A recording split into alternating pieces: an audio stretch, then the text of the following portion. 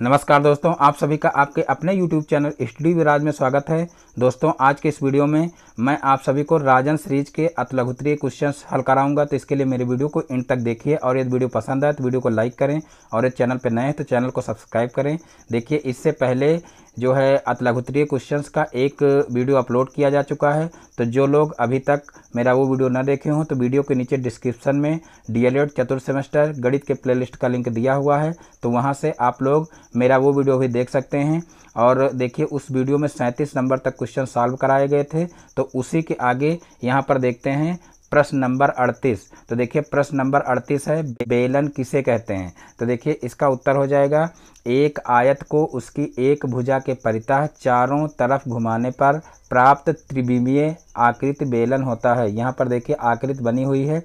यहाँ पर देखिए, यहाँ पर पाई बराबर बेलन की त्रिज्या लिखा हुआ है। तो देखिए, पाई नहीं, यहाँ पर आर होगा। तो देखिए, आर बराबर बेलन की त्रिज्या हो जाएगी। यहाँ पर देखिए, जो ये है ये क्या होगी, त्रिज्या होगी, यानी कि यहाँ पर जो ये है ये क्या होगी, बेलन की त्रिज्या यानी कि आर होगी। और यहाँ पर देखिए एच बराबर हो जाएगा बेलन की ऊंचाई या लंबाई। तो जो ये है ये क्या हो जाएगी, ये बेलन की ऊंचाई यानी कि एच हो जाएगी।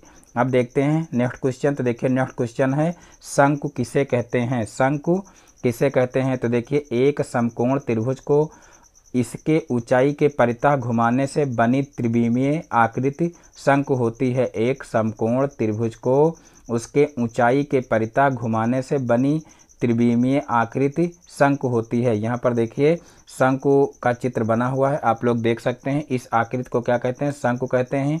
यहाँ पर देखिए एल जो है वो क्या होगा, तिर्यक ऊंचाई होगा, यानी जो ये है ये तिर्यक ऊंचाई है, इसको एल से प्रदर्शित करते हैं। और फिर देखिए एच जो है वो ऊंचाई है, यानी कि जो ये है इसको एच से प्रदर्शित करते हैं और ये शंकु की ऊंचाई होती है। और जो ये है ये जो है शंकु की त्रिज्या है, इसको आर से प्रदर्शित करते हैं। और यहाँ पर देखिए एल बराबर होता है under root R square plus H square, यानी कि जो तिर्यक ऊंचाई होती है, तिर्यक ऊंचाई अगर हमें निकालना है तो क्या करना पड़ेगा, अंडर रूट के अंदर हो जाएगा R square plus H square.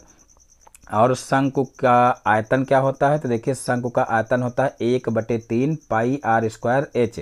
तो इस प्रकार से इस फार्मूले की सहायता से शंकु का आयतन भी निकाला जा सकता है। अब देखते हैं नेक्स्ट क्वेश्चन। तो देखिए, नेक्स्ट क्वेश्चन है प्रश्न नंबर 40, यदि 24 सेंटीमीटर ऊंचाई वाले एक लंब वृत्तीय शंकु का आयतन 1232 सेंटीमीटर है। देखिए, यदि 24 सेंटीमीटर ऊंचाई वाले एक लंब वृत्तीय शंकु का आयतन 1232 वर्ग सेंटीमीटर है तो त्रिज्या कितनी होगी। तो यहाँ पर देखिए शंकु का आयतन दिया हुआ है और देखिए शंकु की ऊंचाई दी हुई है और हमको क्या करना है कि शंकु की त्रिज्या निकालनी है। तो देखिए, शंकु के आयतन का फार्मूला होता है 1/3 पाई आर स्क्वायर एच। तो यही फार्मूला लगा देंगे। तो यहाँ पर देखिए आयतन की जगह पर हो जाएगा 1232 और फिर देखिए पाई की जगह पर 22/7 रख देंगे।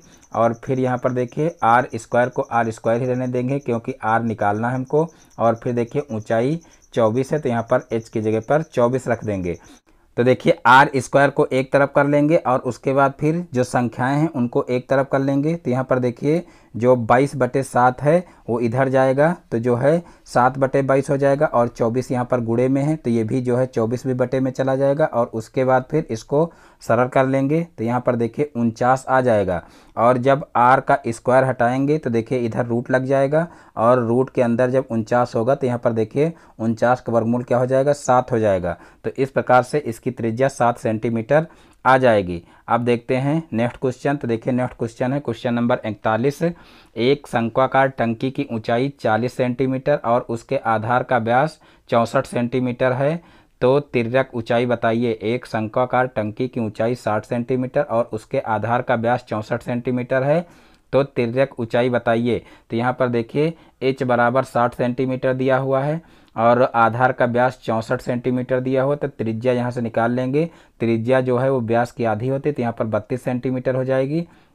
और फिर तिर्यक ऊंचाई का फार्मूला लगा देंगे। तो देखिए तिर्यक ऊंचाई का फार्मूला होता है एल बराबर under root H square plus R square. तो यहाँ पर देखिए जो है 60 का स्क्वायर कर देंगे और फिर यहाँ पर देखिए त्रिज्या जो है वो कितनी है, 32 है। तो यहाँ पर 32 का स्क्वायर कर देंगे। यहाँ पर देखिए 23 का स्क्वायर लिखा है, 23 का नहीं, यहाँ पर 32 का स्क्वायर होना चाहिए। और फिर देखिए यहाँ पर जो है 6 छाक 36 यानी 3600 हो जाएगा। और फिर 23 का स्क्वायर करेंगे तो यहाँ पर देखिए कितना हो जाएगा, 1024 हो जाएगा। और फिर दोनों को जोड़ लेंगे तो यहाँ पर देखिए 4624 हो जाएगा और इसका वर्गमूल निकालेंगे तो 68 सेंटीमीटर हो जाएगा। तो इस प्रकार से ये क्वेश्चन भी सॉल्व हो जाएगा। अब देखते हैं नेक्स्ट क्वेश्चन। तो देखिए नेक्स्ट क्वेश्चन है क्वेश्चन नंबर 42। एक लंबवृत्तीय शंकु के आधार का व्यास 4 सेंटीमीटर तथा उसकी ऊंचाई 23 सेंटीमीटर है। शंकु की तिर्यक ऊंचाई कितनी होगी? एक लंबवृत्तीय शंकु के आधार का व्यास 4 सेंटीमीटर तथा उसकी ऊंचाई 23 सेंटीमीटर है। शंकु की तिर्यक ऊंचाई कितनी होगी? तो यहाँ पर देखिए शंकु का व्यास 4 सेंटीमीटर दिया हुआ है, तो सबसे पहले हम शंकु की त्रिज्या निकाल लेंगे और ऊंचाई दी हुई है, और फिर क्या करेंगे, शंकु की तिर्यक ऊंचाई निकाल लेंगे।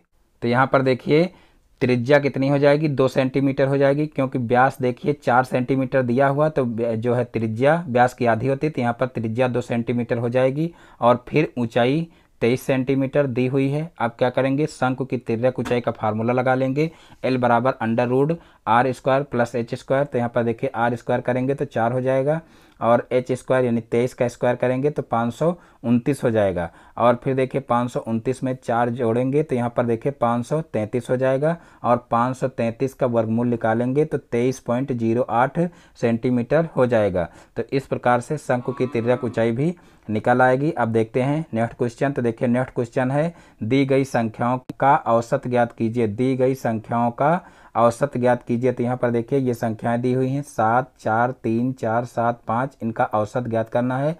तो यहाँ पर देखिए कुल पद कितने हैं, 6 है।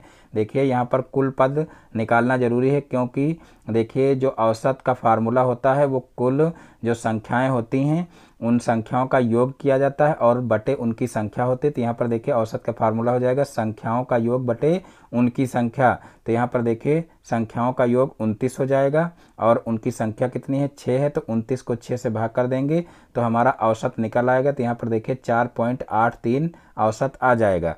तो इस प्रकार से ये सवाल भी लग जाएगा।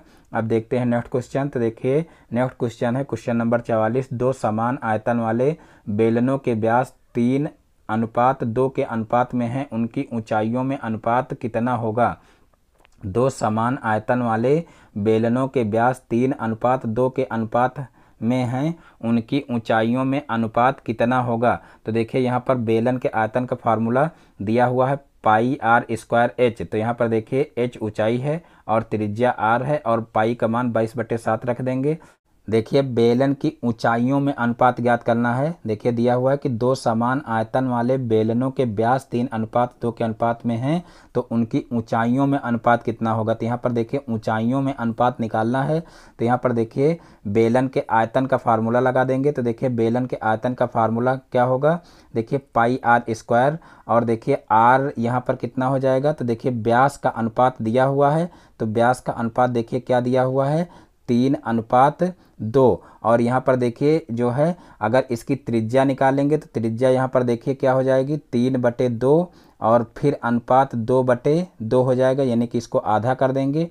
और जब इसको इस तरीके से पलटेंगे तो क्या हो जाएगा, 3/2 और गुणे हो जाएगा 2/2। तो इस तरीके से यहाँ पर देखिए 2 से 2 कैंसिल हो जाएगा, यानी कि यहाँ पर जो है 3 और 2 ही बचेगा। तो इस प्रकार से देखिए 3/2 आ जाएगा। तो यहाँ पर देखिए 3/2 ही लिया गया है। तो यहाँ पर देखिए जब बेलन के आयतन का फार्मूला लगाएंगे तो यहाँ पर देखिए πr²h/πr², इस तरीके से फार्मूला लगाएंगे। तो यहाँ पर देखिए पाई से पाई कट जाएगा, और r² की जगह पर देखिए 3/2 का स्क्वायर हो जाएगा, और h1 और h2 हो जाएगा। देखिए h1 और h2 ही निकालना है, और बराबर में 1 रखेंगे। तो यहाँ पर देखिए इसका जब स्क्वायर करेंगे तो देखिए 3 त्रिका 9 हो जाएगा, और नीचे देखिए 2 का स्क्वायर 2 दूना 4 हो जाएगा।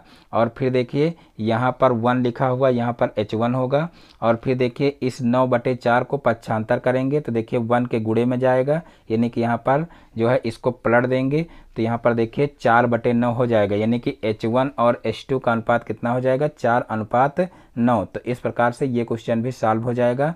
अब देखते हैं नेक्स्ट क्वेश्चन। तो देखिए नेक्स्ट क्वेश्चन है, एक खोखली बेलनाकार नली जो लोहे की बनी है 20 सेंटीमीटर लंबी है तथा इसके बाहरी और आंतरिक व्यास क्रमशः आंतरिक व्यास क्रमशः 8 सेंटीमीटर और 6 सेंटीमीटर हैं। इस नली के बनाने में प्रयुक्त लोहे का आयतन कितना है। यहाँ पर देखिए पाई का मान 22/7 दिया हुआ है।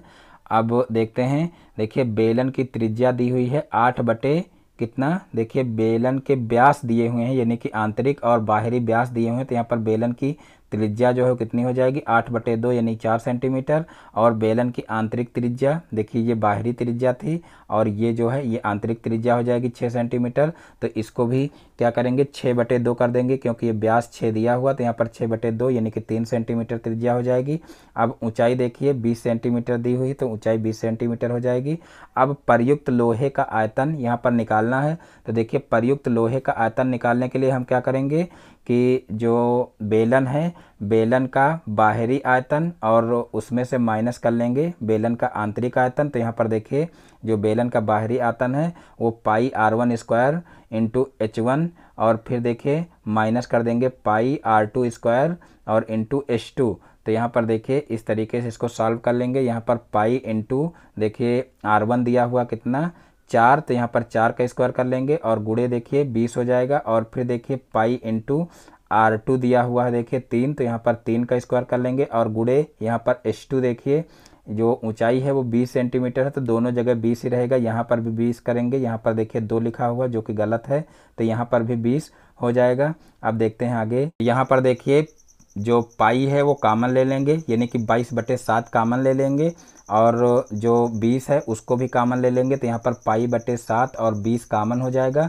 तो देखिए एक में बचेगा 16 और बीच में माइनस है तो माइनस लगाएंगे, और उधर बचेगा 9। तो इस प्रकार से 16 में से 9 घट जाएगा। तो यहाँ पर देखिए 16 में से 9 घटाएंगे तो 7 आ जाएगा, और फिर इन सभी का गुणा कर लेंगे तो 440 वर्ग सेंटीमीटर आ जाएगा।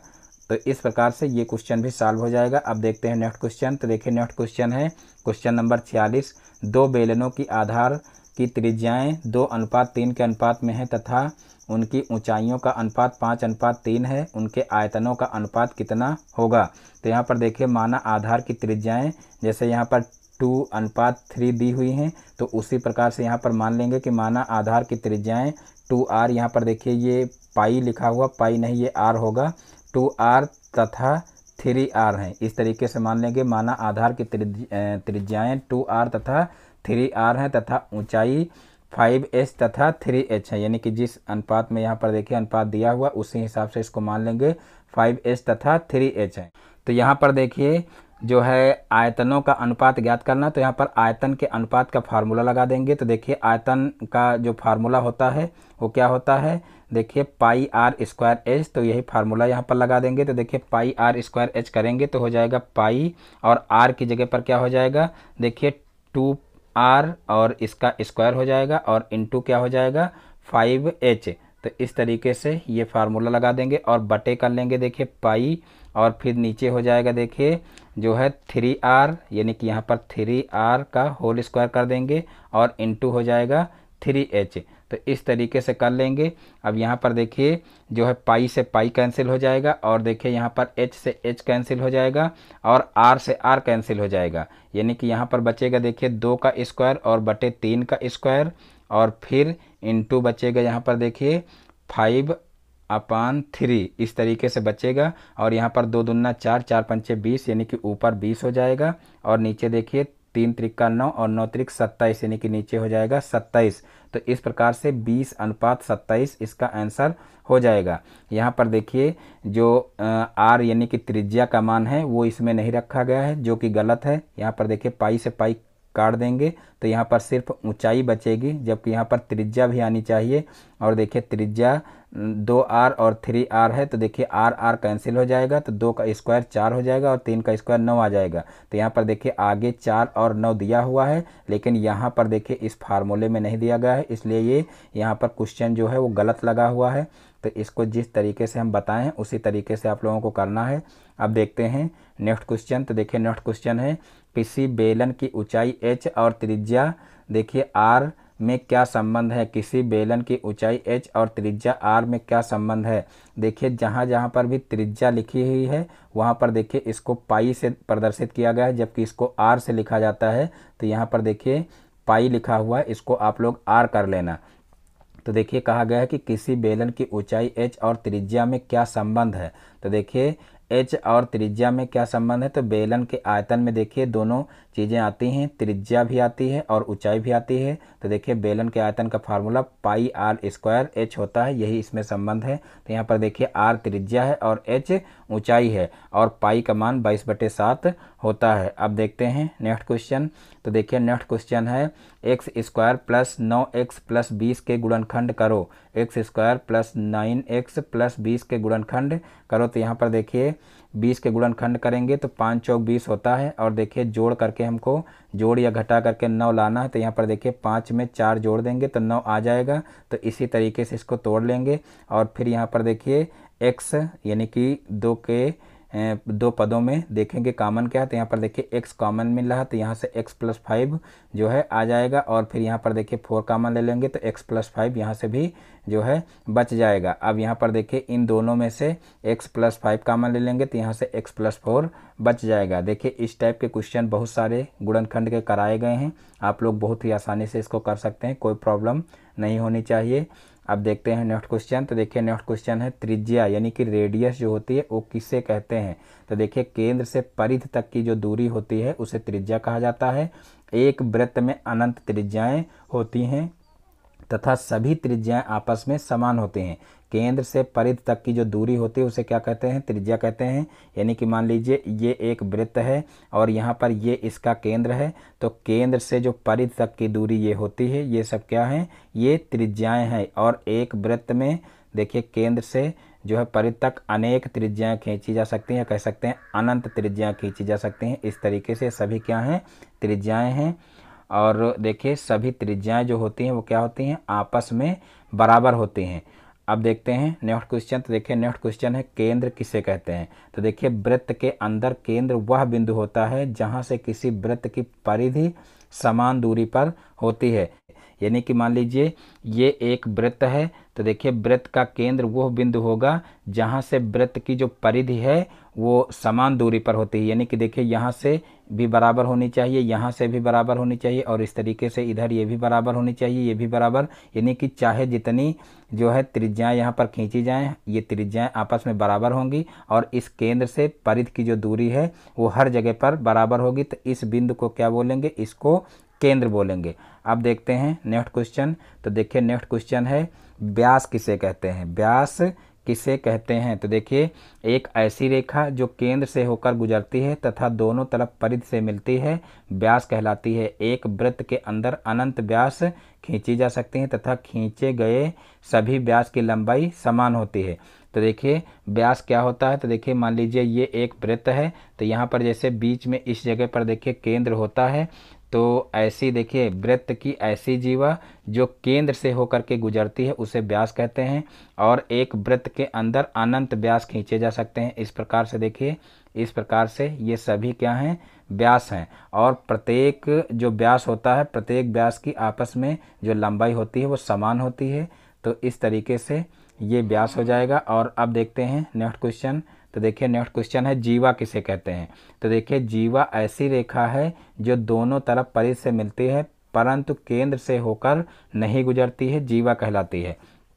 तो देखिए जीवा ऐसी रेखा है जो दोनों तरफ परिधि से मिलती है। तो देखिए ये मान लीजिए एक वृत्त है तो जीवा किसे कहेंगे, मान लीजिए यहाँ पर देखिए इस तरीके से कोई रेखा खींचे तो दोनों तरफ देखिए परिधि से मिल रही, इसका मतलब इसको क्या बोलेंगे, जीवा बोलेंगे। और कहा गया है परंतु केंद्र से होकर ना गुजरती हो। तो देखिए अगर केंद्र से होकर के ये जो है गुजरेगी तो इसको क्या बोलेंगे, व्यास बोलेंगे। तो इसीलिए देखिए इसको भी जीवा कह सकते हैं क्योंकि कहा जाता है कि वृत्त में जो व्यास होता है वो वृत्त की सबसे बड़ी जीवा होती है, तो इसको जीवा कह सकते हैं। लेकिन देखिए जब वो जो है कहीं पर इस तरीके से अलग कहीं होता है तो उसको जीवा बोलते हैं। लेकिन देखिए जब केंद्र से वही जीवा गुजरती है तो उसको जो है वृत्त का व्यास बोलते हैं। तो इस प्रकार से ये जो है जीवा हो जाएगी। अब देखते हैं नेक्स्ट क्वेश्चन। तो देखिए नेक्स्ट क्वेश्चन है क्वेश्चन नंबर 53। देखिए sine 75 degree plus sine 15 degree का मान कितना होगा। Sine 75 degree plus sine 15 degree का मान कितना होगा। तो यहाँ पर देखिए साइन 75 डिग्री और साइन 15 डिग्री जो है दिया हुआ, तो यहाँ पर देखिए sine C plus sine D का फार्मूला लगा लेंगे। तो देखिए sine C plus sine D का फार्मूला क्या होता है, 2 sine C plus D by 2 और into cos C minus D by 2। तो यही फार्मूला यहाँ पर लगा लेंगे। तो देखिए फार्मूला लगाएंगे तो यहाँ पर 75 डिग्री प्लस 15 डिग्री बटे 2 हो जाएगा, और यहाँ पर 75 डिग्री माइनस 15 डिग्री अपान 2 हो जाएगा। तो इस प्रकार से देखिए 2 साइन, यहाँ पर देखिए 75 में 15 जोड़ेंगे तो 90 हो जाएगा, और 90 का आधा करेंगे तो यहाँ पर देखिए 45 डिग्री हो जाएगा। और फिर देखिए 75 से 15 घटाएंगे तो यहाँ पर देखिए हो जाएगा 30 डिग्री, क्योंकि यहाँ पर देखिए 75 से 15 घटाएंगे तो 60 होगा, और 60 का आधा करेंगे तो cos 30 डिग्री हो जाएगा। अब इन सभी का मान रख देंगे। तो देखते हैं आगे। तो यहाँ पर देखिए अब उन सभी का मान रख दिया गया है, और मान रख के फिर देखिए यहाँ पर √3 अपान √2 आया, क्योंकि 2 से 2 कैंसिल हो जाएगा। तो यहाँ पर देखिए √3 अपान √2 हो जाएगा। अब हर का परिमेयकरण कर लेंगे। देखिए हर का परिमेयकरण का मतलब है कि जो है हर में परिमेय संख्या आ जाए, यानी कि यहाँ पर देखिए रूट हट के आना चाहिए। तो यहाँ पर देखिए क्या करेंगे कि ऊपर नीचे √2 से गुणा कर लेंगे। तो इस प्रकार से देखिए ऊपर नीचे √2 से गुणा करेंगे तो ऊपर देखिए √6 हो जाएगा, और नीचे √2 का गुणा होगा तो यहाँ पर देखिए 2 हो जाएगा। तो इस प्रकार से √6 अपान 2 इसका आंसर आ जाएगा। अब देखते हैं नेक्स्ट क्वेश्चन। तो देखिए नेक्स्ट क्वेश्चन है, सिद्ध कीजिए tan 69 डिग्री प्लस tan देखिए 66 डिग्री प्लस 1 अपान 1 minus tan 69 degree into tan 66 degree बराबर 0। यहाँ पर देखिए जो ये 1 दिया हुआ है, 1 यहाँ पर अलग होगा, यानी कि इस फार्मूले में नहीं होगा, क्योंकि tan a plus tan b 1 minus tan into tan b ये एक फार्मूला बन रहा है। तो यहाँ पर जैसे देखिए इस तरह से +1 लिखा हुआ, तो इसी तरीके से ये अलग होना चाहिए। यहाँ पर ये गलत लिखा हुआ है, इस तरीके से आप लोगों को लिखना है। तो यहाँ पर देखिए tan a plus tan b 1 minus tan into tan b, ये tan a प्लस b का फार्मूला होता है। तो यहाँ पर देखिए tan a प्लस b का फार्मूला लगाएंगे तो यहाँ पर देखिए tan 69 डिग्री प्लस 66 डिग्री हो जाएगा, और प्लस का 1 हो जाएगा, और फिर इन दोनों को जोड़ेंगे तो देखिए कितना हो जाएगा 135 डिग्री हो जाएगा। और फिर 135 डिग्री का मान देखिए माइनस का 1 होगा, तो माइनस का 1 प्लस का 1 देखिए आपस में कैंसिल हो जाएगा। तो इस प्रकार से 0 इसका मान हो जाएगा। अब देखते हैं नेक्स्ट क्वेश्चन। तो देखिए नेक्स्ट क्वेश्चन है, किसी चक्रीय चतुर्भुज के आमने सामने के कोणों का योग कितना होता है। किसी चक्रीय चतुर्भुज के आमने सामने के कोणों का योग कितना होता है। तो देखिए चक्रीय चतुर्भुज के आमने सामने के जो कोण होते हैं उनका योग 180 डिग्री होता है। बहुत बार ये क्वेश्चन बताया गया है। तो देखते हैं अब नेक्स्ट क्वेश्चन। तो देखिए नेक्स्ट क्वेश्चन है question number 56, 1 plus tan square a upon 1 plus sec a बराबर sec a सिद्ध कीजिए, यानी कि इसको सिद्ध करना है। तो यहाँ पर देखिए 1 plus tan square a upon 1 plus sec a दिया हुआ है, और sec a सिद्ध करना है। तो यहाँ पर देखिए हम LHS ले लेंगे। तो यहाँ पर देखिए LHS लेंगे तो यहाँ पर देखिए 1 प्लस sec a और प्लस tan स्क्वायर a हो जाएगा, यानी कि यहाँ पर देखिए एलसीएम ले लिया गया है, यानी कि जो ये 1 प्लस sec a है ये इधर 1 में गुणा करेंगे तो यहाँ पर 1 प्लस sec a हो जाएगा, और प्लस का tan स्क्वायर a हो जाएगा, और इस पूरे के बटे में 1 प्लस sec a हो जाएगा।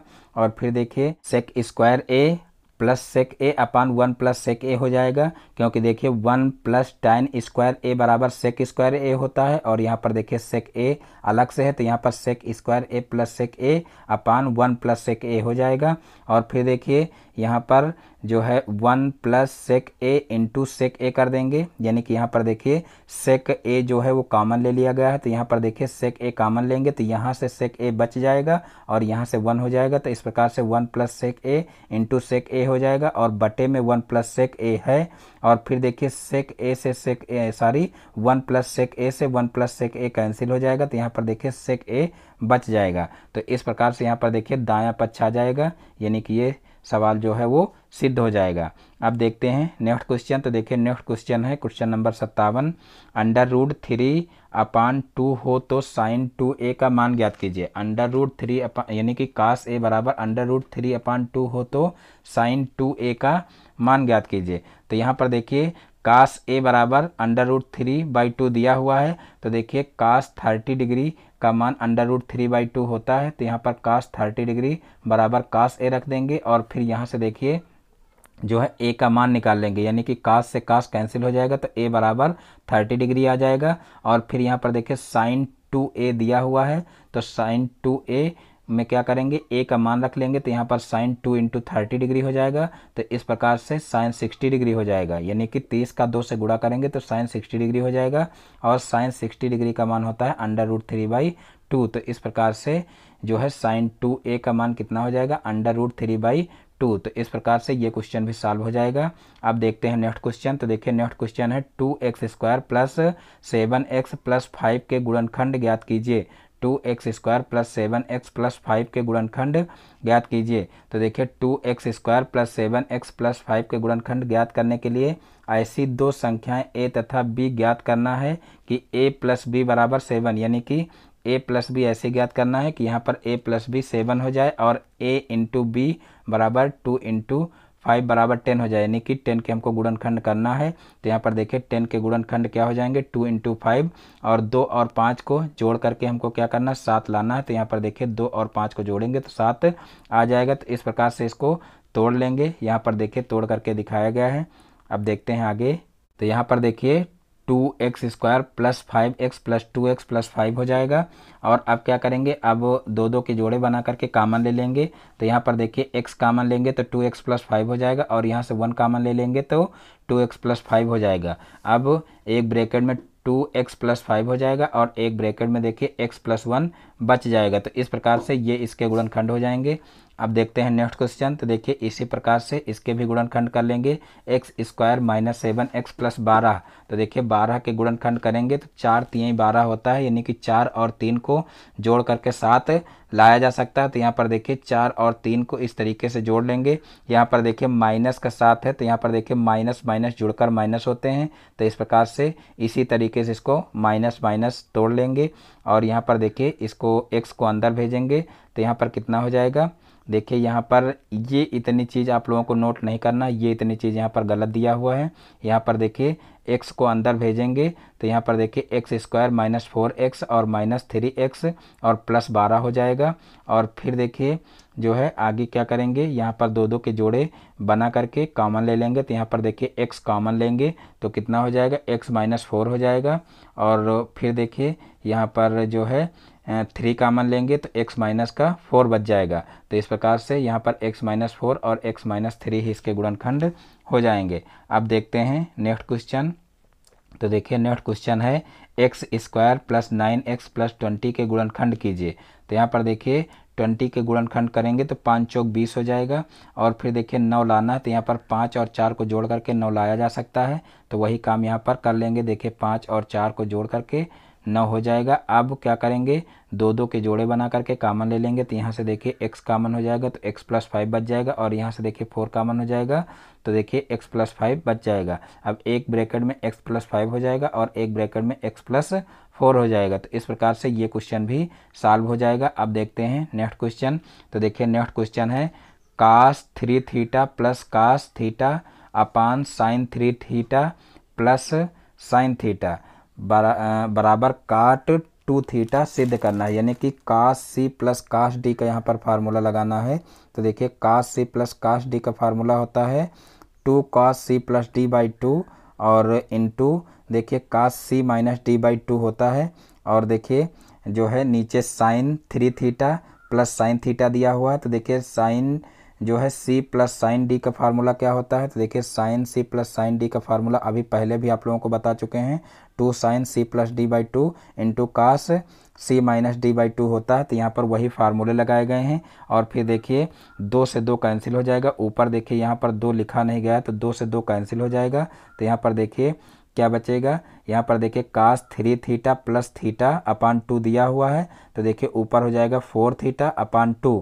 तो देखिए 4 थीटा अपान 2 हो जाएगा। तो 2 से 4 काटेंगे तो 2 थीटा बचेगा, यानी कि यहाँ से cos 2 थीटा हो जाएगा। और फिर यहाँ पर देखिए साइन, यहाँ पर देखिए इसी तरीके से साइन 2 थीटा हो जाएगा। और यहाँ पर देखिए ये दोनों आपस में कैंसिल हो जाएंगे क्योंकि सेम मिल रहे हैं। तो यहाँ पर ये दोनों कैंसिल हो जाएंगे। तो यहाँ पर देखिए cos 2 theta upon sign 2 theta हो जाएगा। और फिर देखिए cos अपान साइन किसका फार्मूला होता है। तो देखिए cos अपान साइन cot का फार्मूला होता है। तो इस प्रकार से cot 2 थीटा यहाँ पर हो जाएगा।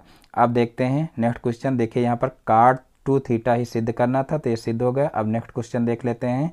तो देखिए नेक्स्ट क्वेश्चन है tan square theta minus sign square theta बराबर tan square theta into sine square theta सिद्ध कीजिए। तो यहाँ पर देखिए tan square theta into sine square theta सिद्ध करना है। तो यहाँ पर देखिए tan square theta minus sign square theta यानी कि LHS हम ले लेते हैं। और यहाँ पर देखिए tan स्क्वायर थीटा बराबर फार्मूला होता है साइन स्क्वायर थीटा अपन cos स्क्वायर थीटा, तो इसकी जगह पर हम ये चीज़ लिख देंगे। और माइनस साइन स्क्वायर थीटा है तो माइनस साइन स्क्वायर थीटा कर लेंगे। अब इन दोनों में से क्या करेंगे, देखिए साइन स्क्वायर थीटा कॉमन ले लेंगे, यानी कि ये कह लीजिए कि पहले हम जो है कास स्क्वायर थीटा जो है वो यहाँ पर एलसीएम ले लेंगे। और एलसीएम लेंगे तो पूरे के होल बटे में कास स्क्वायर थीटा हो जाएगा और इसके गुणे में भी कास स्क्वायर थीटा आ जाएगा। और फिर देखिए जब साइन स्क्वायर थीटा कॉमन लेंगे तो यहाँ पर देखिए यहाँ से तो 1 बच जाएगा क्योंकि साइन स्क्वायर थीटा पूरा कॉमन में चला जाएगा, तो यहाँ से 1 बच जाएगा। और देखिए साइन स्क्वायर थीटा कॉमन लेंगे तो यहाँ देखिए ये कॉमन में चला जाएगा लेकिन कास स्क्वायर थीटा बच जाएगा। तो ऊपर देखिए 1 माइनस कास स्क्वायर थीटा बच जाएगा और नीचे जो है ये एलसीएम लिए हैं तो कास स्क्वायर थीटा था ही, तो यहाँ पर कास स्क्वायर थीटा ही रहेगा। और फिर देखिए यहाँ पर साइन स्क्वायर थीटा हो जाएगा। और देखिए यहाँ पर 1 माइनस कास स्क्वायर थीटा बराबर साइन स्क्वायर थीटा होता है, तो इसकी जगह पर साइन स्क्वायर थीटा रख देंगे और फिर अपान कास स्क्वायर थीटा हो जाएगा। और देखिए जो है sine square theta upon cos square theta बराबर होता है tan स्क्वायर थीटा और इंटू साइन स्क्वायर थीटा हो जाएगा। तो इस प्रकार से देखिए यही हमें सिद्ध करना था, तो इस प्रकार से ये क्वेश्चन भी सॉल्व हो जाएगा। अब देखते हैं नेक्स्ट क्वेश्चन। तो देखिए नेक्स्ट क्वेश्चन है sine 48 degree upon cos 42 degree plus cos 48 degree upon sine 42 degree बराबर 2, ये हमें सिद्ध करना है। तो देखिए यहाँ पर हम बायां पक्ष फिर से ले लेंगे। तो यहाँ पर देखिए sine 48 degree upon cos 42 degree plus cos 48 degree upon sine 42 degree दिया हुआ है। तो यहाँ से हम क्या करेंगे कि ऊपर वाली जो साइन है वो जो है क्या करेंगे, इनको चेंज कर लेंगे, यानी साइन को जो है 90 माइनस 42 कर लेंगे, यानी कि 90 में इसको तोड़ लेंगे। तो देखिए 90 में से 42 माइनस करेंगे तो 48 हो जाएगा। तो इस प्रकार से 48 को जो है 90 माइनस 42 में तोड़ लेते हैं। और इसी तरीके से यहाँ पर कास को क्या करेंगे, कास 48 को भी 90 माइनस 42 में तोड़ लेंगे। और इस प्रकार से देखिए साइन 90 माइनस थीटा क्या हो जाएगा, तो यहाँ पर देखिए कास 42 डिग्री हो जाएगा। देख लेते हैं आगे। तो यहाँ पर देखिए कास 42 डिग्री हो जाएगा और इसी तरीके से साइन 42 डिग्री ऊपर हो जाएगा।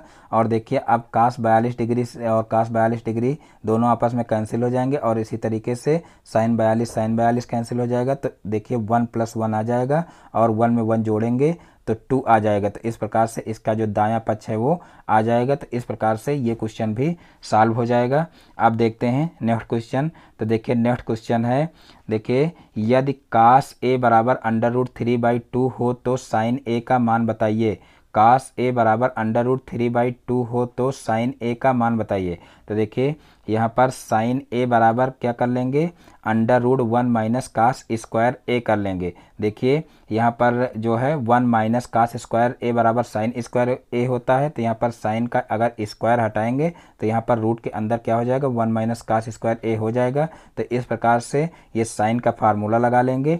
और फिर यहाँ पर देखिए 1 माइनस कास स्क्वायर a का मतलब यहाँ पर देखिए √3/2 का स्क्वायर हो जाएगा और √3/2 का स्क्वायर करेंगे तो 3/4 हो जाएगा। अब यहाँ पर देखिए 1 में से 3/4 घटाएंगे तो कितना आ जाएगा, तो देखिए यहाँ पर एलसीएम लेंगे तो 4 माइनस 3/4 हो जाएगा और 4 में से 3 घटाएंगे तो 1 आएगा। तो इस प्रकार से 1/4 आ जाएगा। अब रूट के अंदर है इसलिए यहाँ पर 4 का वर्गमूल 2 हो जाएगा और 1 का वर्गमूल 1 हो जाएगा, यानी कि 1/2 यहाँ पर आ जाएगा जो कि बायां पक्ष है। इसका मतलब ये भी क्वेश्चन सॉल्व हो जाएगा। देखिए यहाँ पर बायां पक्ष कहा गया है, यहाँ पर हमको सिद्ध नहीं करना था, बायां पक्ष यहाँ पर कोई नहीं है। यहाँ पर हमको क्या करना था, साइन a का जो है मान निकालना था। तो यहाँ पर देखिए साइन a का मान हमारा 1/2 हो जाएगा। यहाँ पर ये बायां पक्ष जो लिखा हुआ है गलत है, यानी कि हमको साइन a का मान निकालना था। तो साइन a का मान कितना हो जाएगा, 1/2 आ जाएगा। अब देखते हैं नेक्स्ट क्वेश्चन। तो देखिए नेक्स्ट क्वेश्चन है साइन 210 डिग्री, देखिए साइन माइनस 210 डिग्री का मान ज्ञात कीजिए। तो यहाँ पर देखिए साइन 210 डिग्री जो माइनस में दिया हुआ है तो माइनस साइन 210 डिग्री हो जाएगा। और फिर यहाँ पर देखिए साइन 210 डिग्री को 180 प्लस 30 डिग्री में तोड़ लेंगे। तो यहाँ पर देखिए 180 प्लस 30 डिग्री में तोड़ेंगे तो यहाँ पर देखिए ये जाएगा थर्ड चतुर्थांश में। और थर्ड चतुर्थांश में देखिए क्या पॉजिटिव होता है, tan एंड cot पॉजिटिव होता है, बाकी सब नेगेटिव होता है। तो यहाँ पर देखिए पहले से नेगेटिव यहाँ पर पहले से ही दिया हुआ देख लीजिए, और उसके बाद फिर देखिए जो है tan एंड cos पॉजिटिव बाकी सब नेगेटिव, यानी कि यहाँ पर साइन आया है तो ये नेगेटिव हो जाएगा, तो यहाँ पर साइन 30 डिग्री हो जाएगा। और फिर देखिए माइनस का होगा तो माइनस का माइनस से गुणा होगा तो प्लस का हो जाएगा। तो इस प्रकार से साइन 30 डिग्री प्लस का हो जाएगा, और साइन 30 डिग्री का मान 1/2 होता है। तो इस प्रकार से देखिए साइन 30 डिग्री का मान आ जाएगा 1/2। और देखिए यहाँ पर साइन माइनस 210 डिग्री का मान पूछा गया था, तो यही इसका मान हो जाएगा 1/2। देखिए यहाँ पर हो सकता है कि ये चीज़ें आप लोगों की समझ में ना आ रही हों, तो इसके लिए देखिए एक होता है ASTC मेथड। तो जो लोग अभी तक ASTC मेथड नहीं जानते हैं तो कमेंट करके ज़रूर बताएं, तो आप लोगों को एक दिन ASTC मेथड पढ़ा दिया जाए, तो इस तरीके के जो भी क्वेश्चन हैं वो बहुत ही आसानी से उसकी सहायता से हल किए जा सकते हैं। तो आप लोग कमेंट करके ज़रूर बताएं कि ये ASTC मेथड जो है वो आपको आता है कि नहीं आता है। तो यहाँ पर देखते हैं नेक्स्ट क्वेश्चन। तो देखिए नेक्स्ट क्वेश्चन है चक्रीय चतुर्भुज से आप क्या समझते हैं। चक्रीय चतुर्भुज से आप क्या समझते हैं। तो देखिए चक्रीय चतुर्भुज क्या होता है, किसी चतुर्भुज को चक्रीय चतुर्भुज कहते हैं यदि उसके चारों शीर्ष एक वृत्त पर स्थित हों, अर्थात एक वृत्त के अंतर्गत बने चतुर्भुज को चक्रीय चतुर्भुज कहते हैं। यानी कि यहाँ पर जैसे इस तरीके से कोई वृत्त बना हुआ है, और इस तरीके से जो वृत्त जो चतुर्भुज है, चतुर्भुज के चारों शीर्ष जो हैं वो वृत्त की परिधि पर पड़ रहे हैं, तो वो क्या होगा, चक्रीय चतुर्भुज होगा। तो इस प्रकार से चक्रीय चतुर्भुज हो जाएगा। देखिए चक्रीय चतुर्भुज के जो सम्मुख कोण होते हैं वो प्रत्येक युग्म के कोणों का योग जो है 180 डिग्री होता है, अर्थात चक्रीय चतुर्भुज के जो सम्मुख कोण होते हैं वो एक दूसरे के संपूरक होते हैं। अब देखते हैं नेक्स्ट क्वेश्चन। तो देखिए नेक्स्ट क्वेश्चन है किसी चतुर्भुज की समांतर भुजाओं का प्रत्येक युग्म परस्पर समांतर हो तो उसे क्या कहते हैं। किसी चतुर्भुज की समांतर भुजाओं का प्रत्येक युग्म परस्पर समांतर हो तो उसे क्या कहते हैं। तो देखिए उसको समांतर चतुर्भुज कहते हैं, यानी कि जब प्रत्येक युग्म परस्पर समांतर हो तो उसे समांतर चतुर्भुज कहते हैं, और जब एक युग्म समांतर हो तो उसे क्या कहते हैं, समलंब चतुर्भुज कहते हैं। ये आप लोग निश्चित रूप से ध्यान रखना, क्योंकि ये 2 क्वेश्चन पूछे जाते हैं कि किसी चतुर्भुज की समांतर भुजाओं का प्रत्येक युग्म परस्पर समांतर हो तो उसे क्या कहते हैं, तो उसे समांतर चतुर्भुज कहते हैं। और जब कहा जाए समांतर भुजाओं का एक युग्म परस्पर समांतर हो तो उसे क्या कहेंगे, तो उसे समलंब चतुर्भुज कहेंगे। अब देखते हैं नेक्स्ट क्वेश्चन। तो देखिए नेक्स्ट क्वेश्चन है आयत का प्रत्येक कोण कितने डिग्री का होता है। आयत का प्रत्येक कोण कितने डिग्री का होता है। तो देखिए आयत का प्रत्येक कोण जो होता है वो 90 डिग्री का होता है। देखिए आयत इस तरीके से बनता है तो इसका जो प्रत्येक कोण है वो 90 डिग्री का होता है, और इसी तरीके से वर्ग का भी प्रत्येक कोण 90 डिग्री का होता है।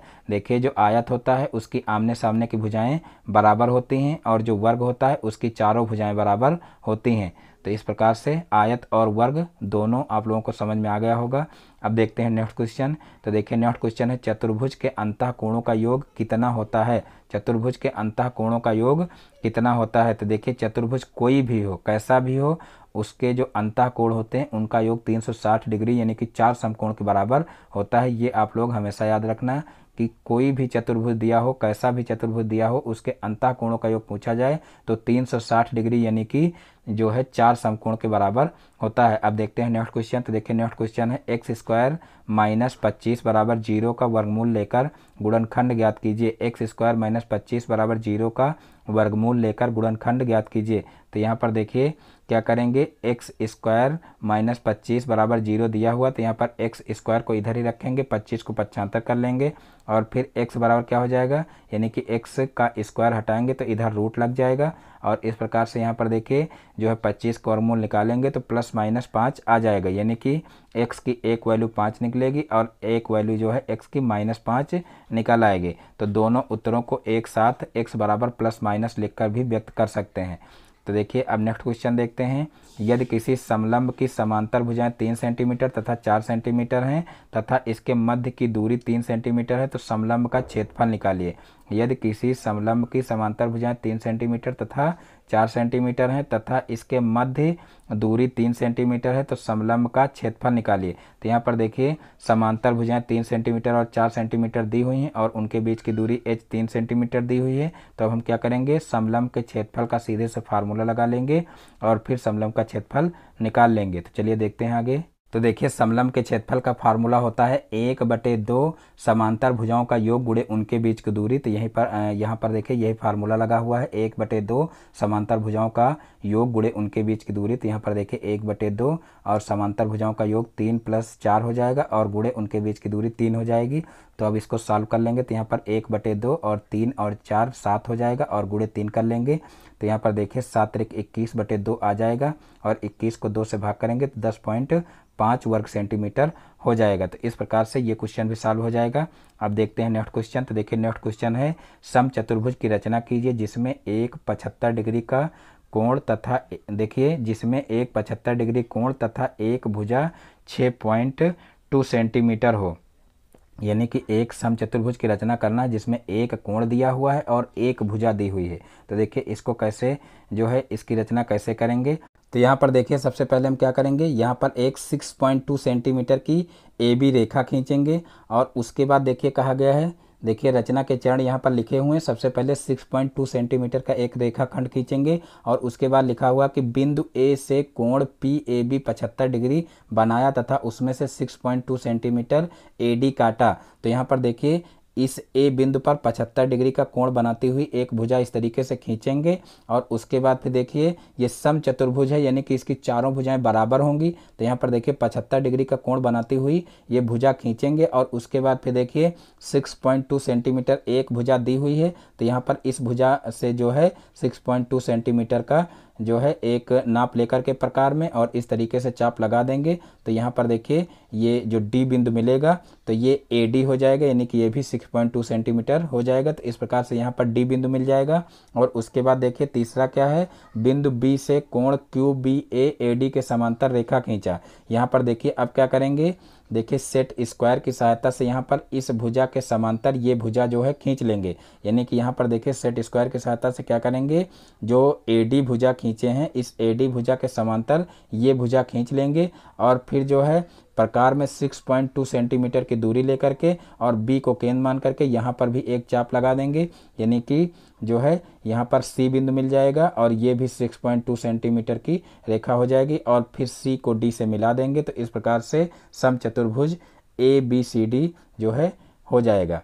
अब देखते हैं नेक्स्ट क्वेश्चन। तो देखिए नेक्स्ट क्वेश्चन है, वर्ग क्या है। वर्ग क्या है, तो देखिए वर्ग एक आयत है जिसकी दो क्रमागत भुजाएं बराबर होते हैं। देखिए अभी पहले भी आप लोगों को बता चुके हैं कि वर्ग की चारों भुजाएं बराबर होती हैं, उसका प्रत्येक कोण 90 डिग्री का होता है। तो यहाँ पर देखिए वर्ग की क्या परिभाषा दी गई है कि वर्ग एक आयत है जिसकी दो क्रमागत भुजाएं बराबर होती हैं। तो देखिए मान लीजिए इस तरीके से कोई एक भुजा खींची गई और क्रमागत भुजाओं मतलब यहाँ पर ये क्रम से भुजा है और ये दोनों अगर बराबर हो गई तो देखिए इसके बराबर ये हो जाएगी और इसके बराबर ये हो जाएगी। तो इस प्रकार से ये क्या हो जाएगा, ये एक वर्ग हो जाएगा। यानी कि वर्ग एक आयत है जिसकी दो क्रमागत भुजाएं बराबर होती हैं। तो देखिए दो क्रमागत भुजाएं बराबर होंगी तो इसके चारों भुजाएं बराबर हो जाएंगी। तो इस प्रकार से ये एक वर्ग हो जाएगा। अब देखते हैं नेक्स्ट क्वेश्चन। तो देखिए नेक्स्ट क्वेश्चन है, गुणनखंड विधि से निम्नलिखित का घनमूल ज्ञात कीजिए। गुणनखंड विधि से निम्नलिखित का घनमूल ज्ञात कीजिए। तो यहाँ पर देखिए जो है 729 दिया हुआ है और इसका घनमूल ज्ञात करना। तो यहाँ पर देखिए हम सबसे पहले क्या करेंगे, इसके गुणनखंड कर लेंगे। तो देखिए 3 से काटेंगे इसको। तो देखिए 3 दूना 6 और 3 चौक 12 और 3 त्रिका 9 यानी कि 243 आ जाएगा। फिर 3 से काटेंगे तो देखिए 81 आ जाएगा। 3 अवट 24 और 3 एकम 3। फिर 3 से काटेंगे तो देखिए 3 दूना 6 और 3 सत्ते 21, यहाँ पर 27 आ जाएगा। फिर 3 से काटेंगे तो 9 आ जाएगा और फिर 3 से काटेंगे तो 3 आ जाएगा और फिर 3 से काटेंगे तो 3 एकम 3 हो जाएगा। इस प्रकार से ये इसके गुणनखंड हो जाएंगे। तो यहाँ पर देखिए जो है कितना हो जाएगा, देखिए कितने 3 आ रहे हैं, 1 2 3 4 5 6 3 आ रहे हैं। तो इस प्रकार से देखिए यहाँ पर जो है यहाँ पर 9 इसका यानी कि इस तरीके से 6 3 लिखेंगे। 3 गुणे 3 गुणे 3 गुणे 3 गुणे 3 और गुणे 3 इस तरीके से रूट के अंदर इनको लिखेंगे और फिर 3 3 के जोड़े बनाएंगे और 3 के जोड़े में से एक अंक बाहर आएगा। तो यहाँ पर देखिए एक अंक जब बाहर आएगा तो यहाँ पर कितना हो जाएगा, देखिए 3 गुणे 3 हो जाएगा, यानी कि 3 त्रिका 9 इसका आंसर आ जाएगा। यहाँ पर देखिए सिर्फ रूट के अंदर जो है 3 लिखा हुआ, 3 नहीं, यहाँ पर 3 की पावर 6 होना चाहिए। तो 3 की पावर 6 होगा तो यहाँ पर देखिए 9 आ जाएगा।